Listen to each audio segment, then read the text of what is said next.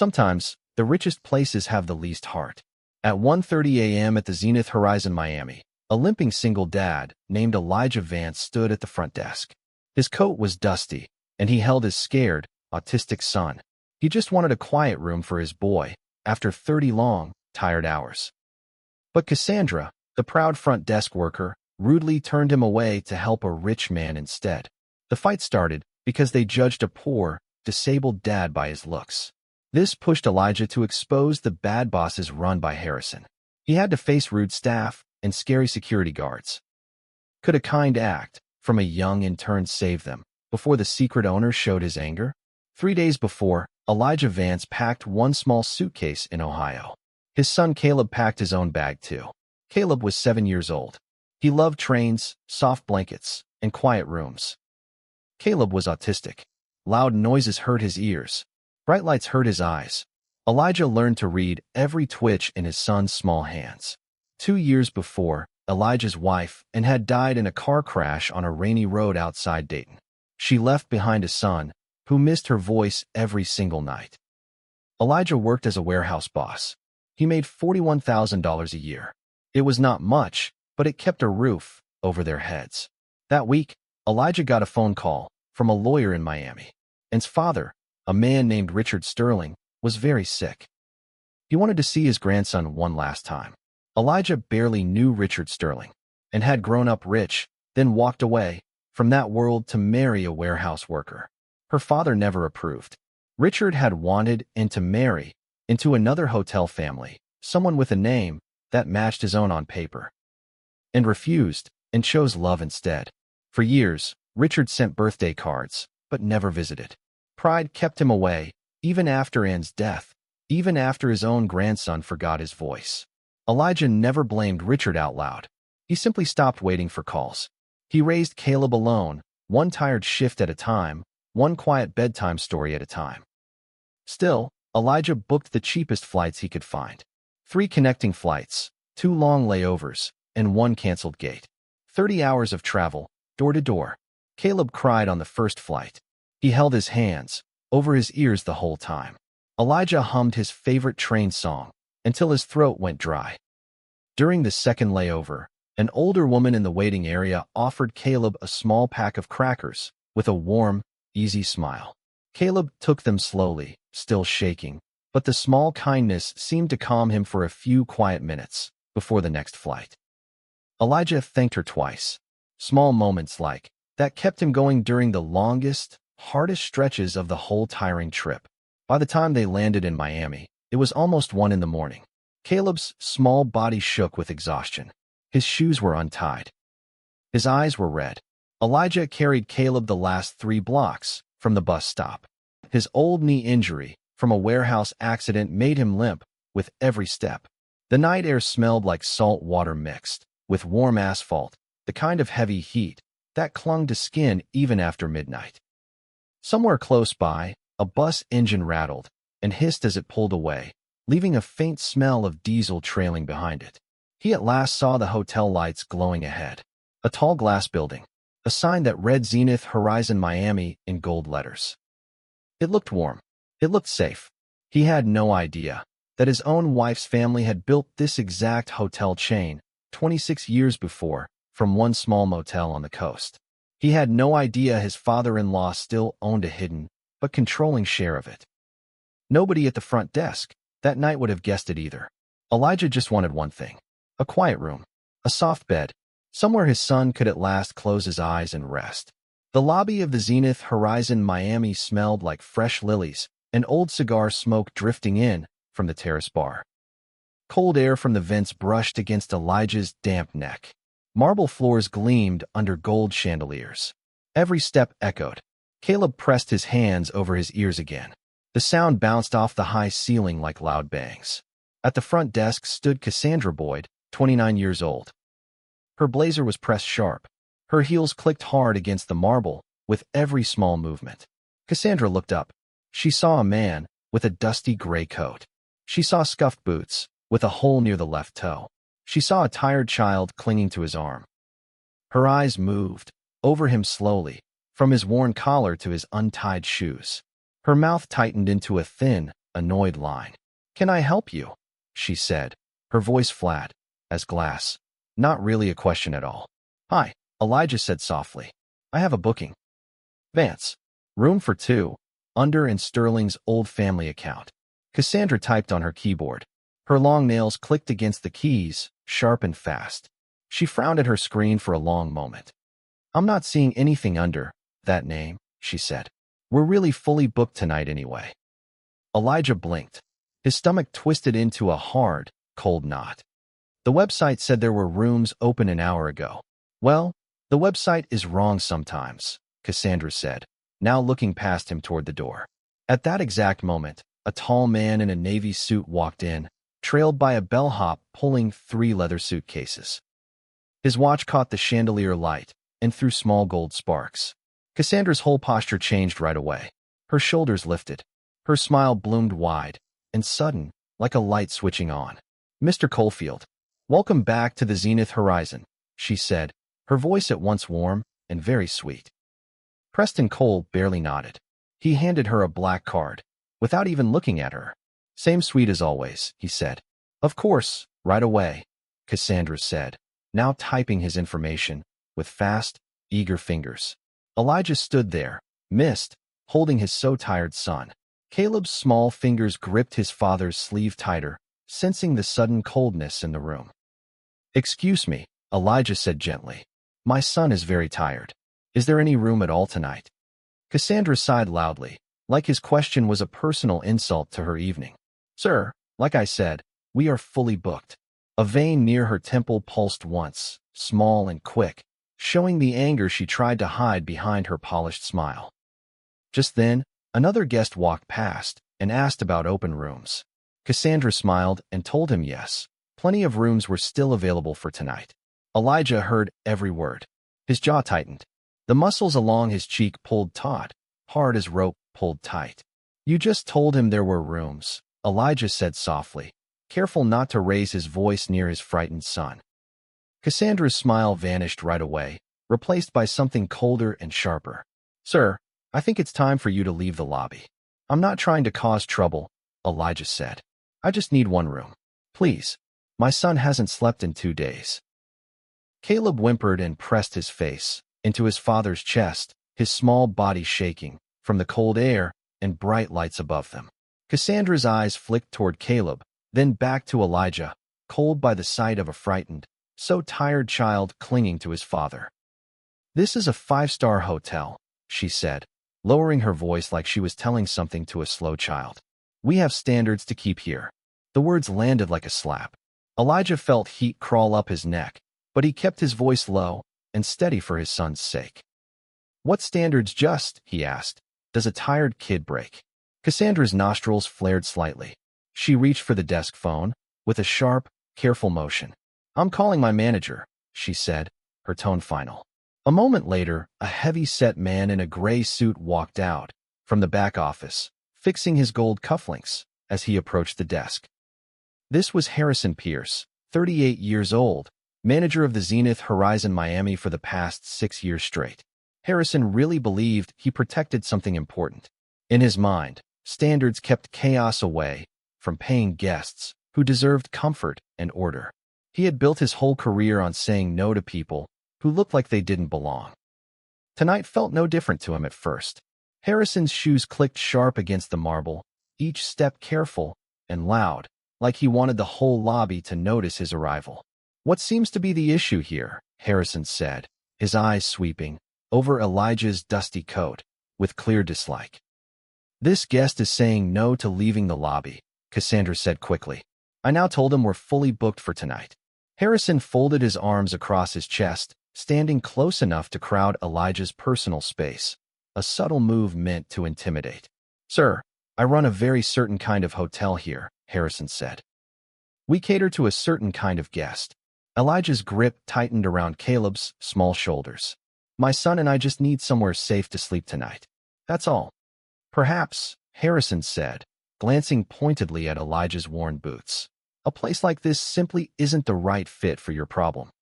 The air conditioner above them hummed steady, a small mechanical hiss that at once felt very loud in the tense silence between them. Are you saying you won't rent me a room because of how I look? Elijah asked, his voice low but firm. Harrison's lips curled into a thin, familiar smile, the kind used 100 times before on guests he saw as beneath him. I'm saying, Harrison replied, that we have an image to protect. Surely you understand that, given your situation. Somewhere nearby, a small brass clock ticked steady on a side table, each second stretching longer under the growing tension. Caleb at once gasped and clamped both hands over his ears. The chandelier above flickered once, and the sound sent a jolt through his small frame. His breathing turned fast and shallow. His whole body rocked back and forth against his father's chest, seeking comfort that wasn't coming fast enough. Hey, buddy, I'm here, Elijah whispered, crouching down despite his aching knee, wrapping both arms tightly around his frightened son. Nearby guests turned to stare. A woman near the elevator pulled her small dog closer, watching the scene unfold with wide, curious eyes. An older couple by the terrace doors stopped talking mid-sentence. The husband leaned toward his wife and whispered something she quickly shushed.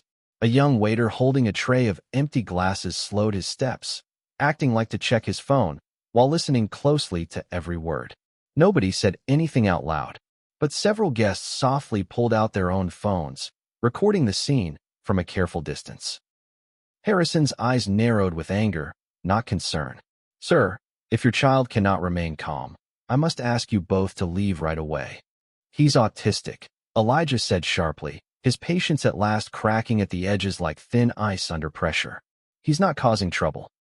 He's so tired. That's not really my concern, Harrison said flatly. This lobby is for paying guests, not a place for public disturbances. At that exact moment, a young woman rushed over from the bell desk, her intern badge swinging from a lanyard around her neck. Her name was May Reyes, 22 years old, 3 weeks into her hotel management internship at the Zenith Horizon Miami. May knelt down near Caleb, keeping her voice soft and low, careful not to startle him further. Hi, buddy. I like your shoes. Are those trains? Caleb peeked at her between shaking fingers. His sneakers had small cartoon trains stitched along the sides, faded from years of wear. They're old, Caleb whispered, his voice barely loud enough to hear, over his own ragged breathing. I love trains too, May said gently, pulling a small bottle of water from her bag and giving it slowly, without any sudden movement. Harrison shot May a sharp look. Miss Reyes, this isn't part of your duties. Please return to the bell desk right away. He's scared, May said softly, still crouched beside Caleb. I just want to help him feel calm for a second. You're an intern, Harrison snapped. Not a therapist. Go back to your station before I write this up. May paused, glancing at Elijah's so-tired face, then slowly stood and stepped back, though her eyes stayed fixed on the frightened boy. Elijah took a slow breath, feeling the cold press of the marble floor through his worn boots as he stood back up. Please, Elijah said softly to Harrison. I'm not asking for charity. I have a booking proof right here on my phone. He held up his phone screen, showing a proof email under the name in sterling, sent from the hotel's own booking system days before. Harrison barely glanced at it. Our system shows no such booking. I suggest you try a motel further from the beach. The word motel hung in the air like an insult, sharp and careful, aimed straight at Elijah's worn coat and tired eyes. Something in Elijah shifted then. Quietly, without raising his voice, he reached into his coat's inner pocket and pulled out a worn leather folder. Inside sat a plastic card, edges softened by years in his wallet, bearing the gold letters of the Sterling family trust across its face. My son's late mother was in Sterling, Elijah said calmly. Her father is Richard Sterling. This card grants family access to any Sterling hotel.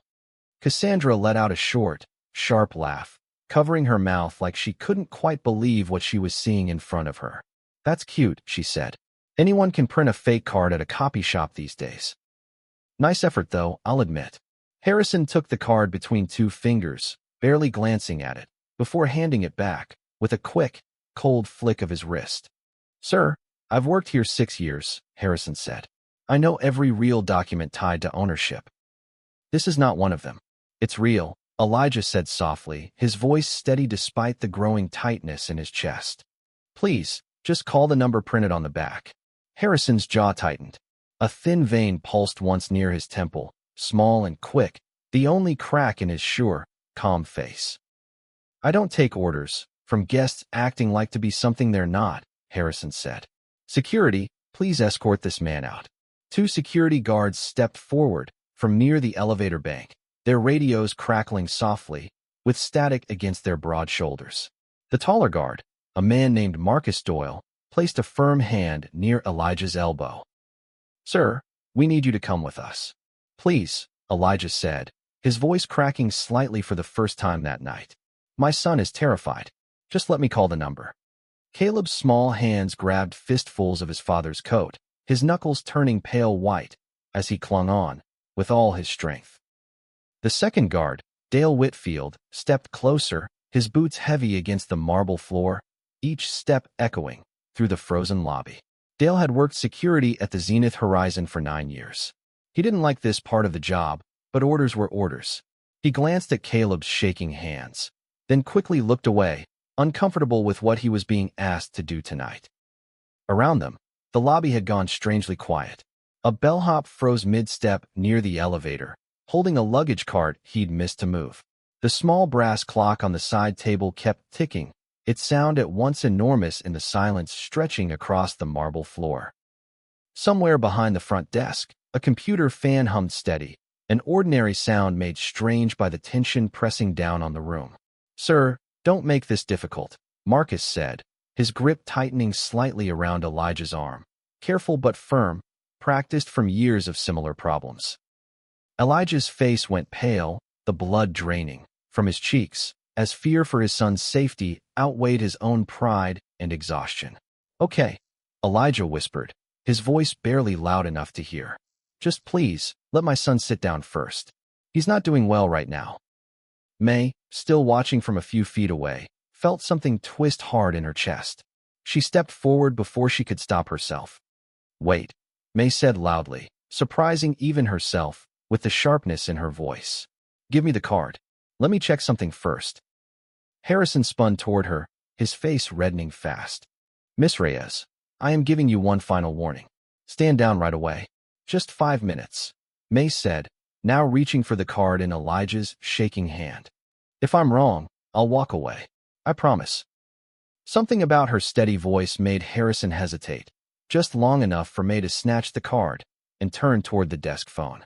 Nobody in that lobby yet knew how much power sat inside one small, worn card. That was about to change fast. She dialed the number printed on the back of the plastic card, her fingers shaking slightly as she pressed the phone to her ear. The line rang twice, before a calm, professional voice answered.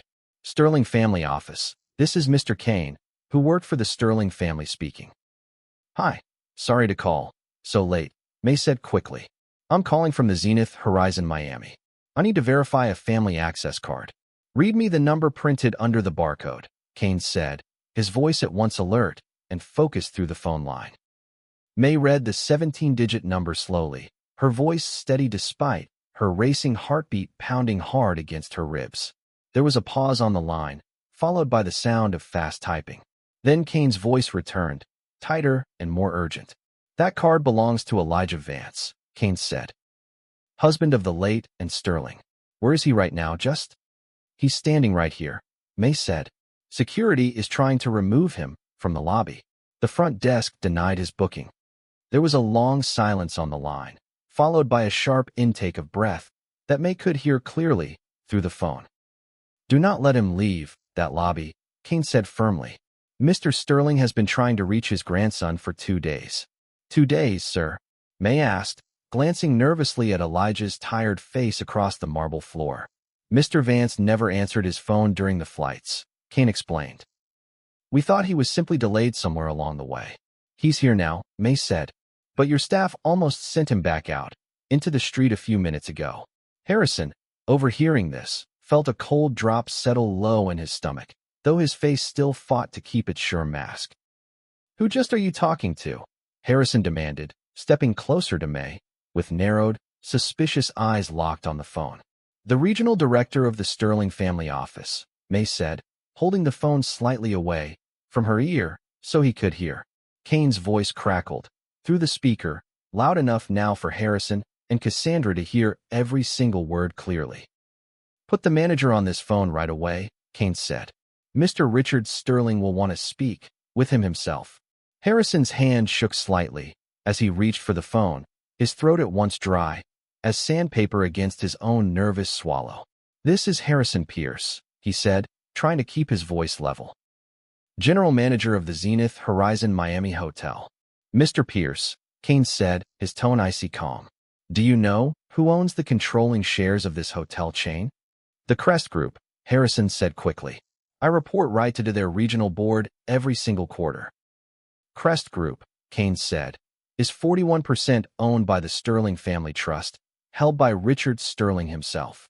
Harrison's face drained of color, the sure flush replaced by a sickly pale shade that spread from his cheeks downward.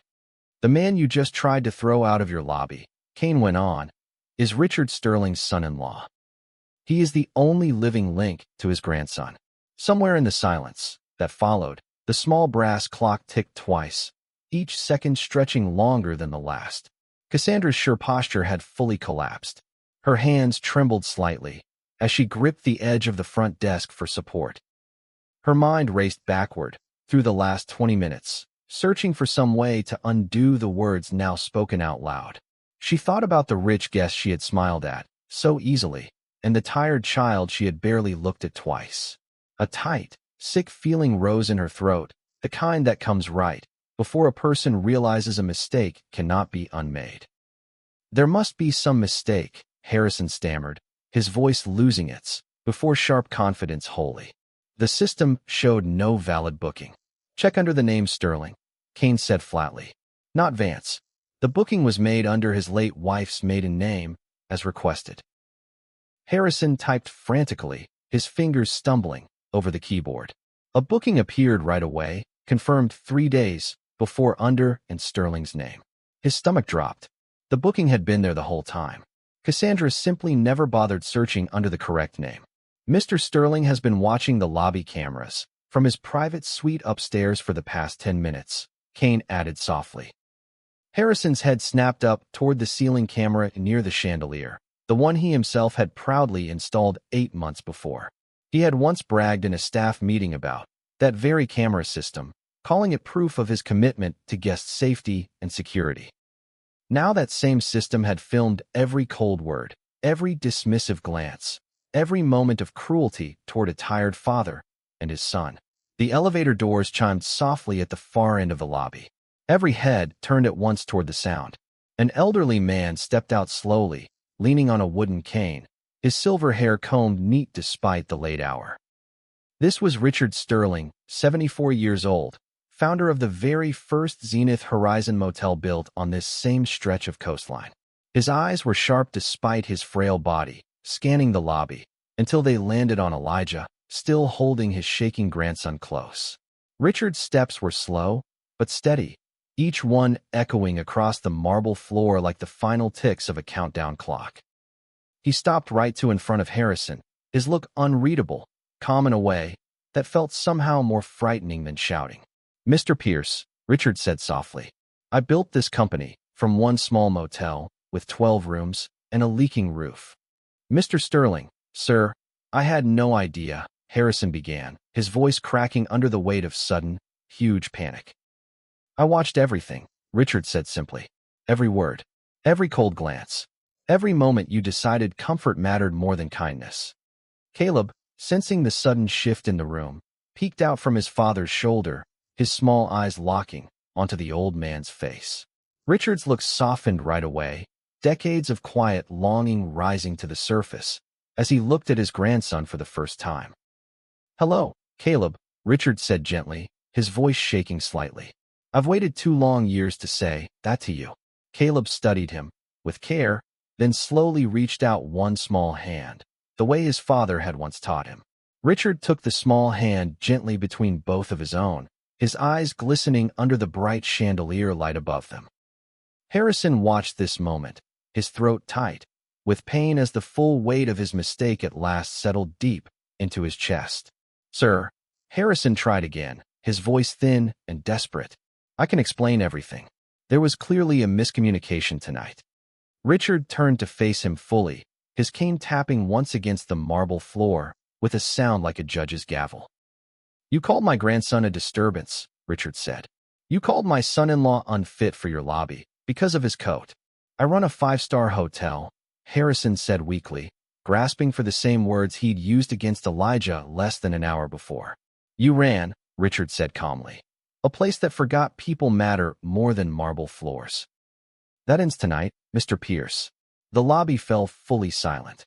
Even the small brass clock seemed to pause, its ticking swallowed by the tension in the air. "You're fired. Right now," Richard said. "Security will collect your badge. Do not return to any Sterling hotel again." Harrison's mouth opened, then closed. No words came out. His hands trembled slightly at his sides, empty and useless now. Cassandra stepped back slowly, hoping to disappear behind the front desk, but Richard's sharp eyes found her almost right away. "And you," Richard said, turning toward her. "You lied about open rooms, while a frightened child stood 10 feet away from you." "Sir, I was just following the rules," Cassandra said, her voice shaking now, all her earlier confidence fully drained away. "Protocol," Richard repeated slowly, "does not include cruelty. You're also fired. Right now, please gather your things tonight." Cassandra's eyes filled with tears, her hands gripping the edge of the desk, as her legs seemed to weaken beneath her. Marcus and Dale, the 2 security guards, exchanged a quick, uneasy glance, unsure whether they too would face the same fate. Richard turned toward them next, his look softening slightly, as he studied their nervous faces near the elevator bank. "You two were only following the orders given to you," Richard said. "That is different from choosing cruelty on your own." Marcus exhaled slowly, relief washing visibly over his tense shoulders as Richard's words settled the fear building inside him. "Thank you, sir," Marcus said softly, stepping back respectfully, as the tension in his posture at last began to ease. Richard then turned toward May, who stood softly near the desk phone, still holding the plastic Sterling family card with care. "Miss Reyes," Richard said, his voice warming a lot. "You made one phone call. That changed everything tonight. What is your full name?" "May Reyes," she said softly, still slightly stunned by everything unfolding around her in the past 10 minutes. "Miss Reyes," Richard said, "starting tomorrow, you are no longer an intern. You are the new assistant manager of this hotel." May's mouth felt open slightly, her eyes widening in surprise, as the weight of his words slowly settled over her.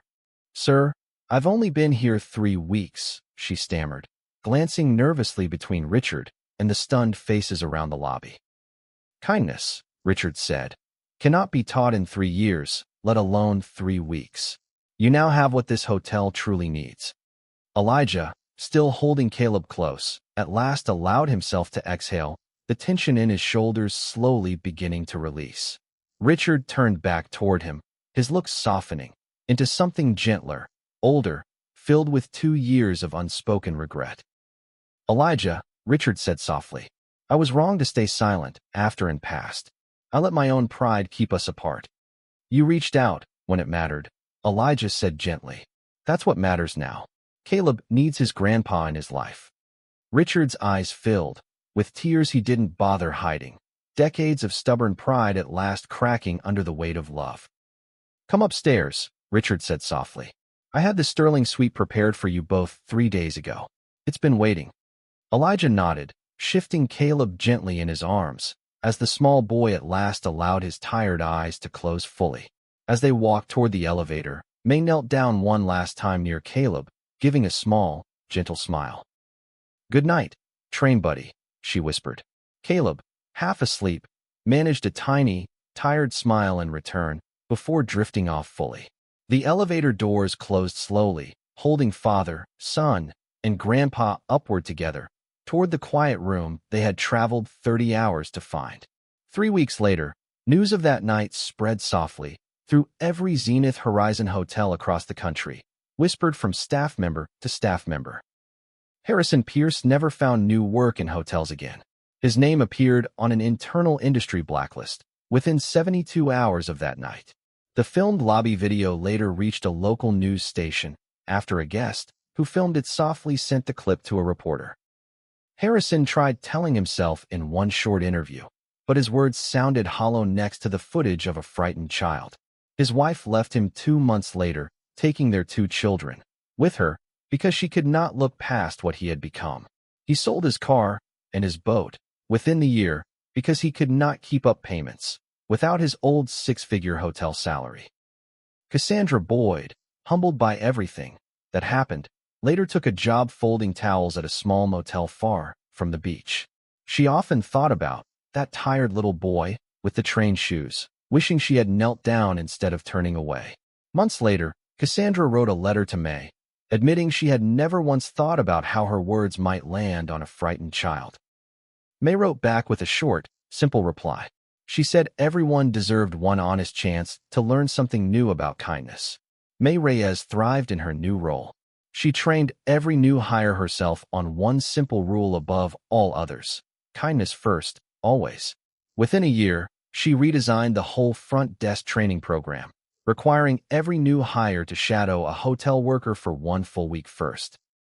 She kept a small drawing Caleb made for her, a crayon picture of a train, framed above her desk at work. One quiet evening, Richard visited the lobby just to watch May work. He stood by the elevator for a long moment, simply smiling. "You remind me of myself 40 years ago," Richard told her softly. "Back when I still believed a hotel was just a home for strangers." Richard Sterling spent every single weekend afterward with his grandson, teaching him about trains, tides, and the small motel where it all began. Elijah later took a quiet management position within the Sterling family office, close enough to visit Richard and May often. Caleb started seeing a new therapist near Richard's home, one who knew trains, quiet rooms, and soft, patient voices. Within a few months, Caleb spoke more words at dinner than he ever had before, proud of every new sentence he built. Caleb slept soundly every night now, in a room where nobody ever judged him by the shoes on his feet. He learned to swim that summer in the small pool behind Richard's house near the water. Elijah watched from a lawn chair, feeling a kind of peace he had not felt in 2 long years.